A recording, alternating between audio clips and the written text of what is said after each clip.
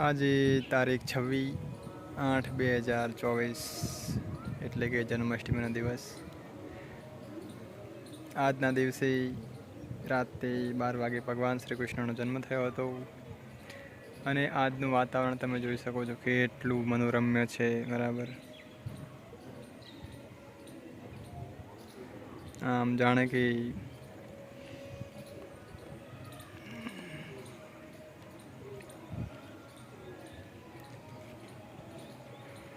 એકદમ પ્રકૃતિનો સુંદર નજારો અને ચોમાસામાં તો આ નજારાની વાત જ શું કરવી। તમે ચારે બાજુ જોઈ શકો છો આકાશમાં કેટલા મસ્ત મજાના રૂ જેવા વાદળા છે અને એટલું મસ્ત નજારો છે કે તમને એવું લાગે ચાલો હું ત્યાં જઈને રમવા જતો રહું એમ। કેટલા મસ્ત લાગી રહ્યા છે અને એમાં પણ ધાબા ઉપરથી મસ્ત મજાનો વ્યૂ આવે છે।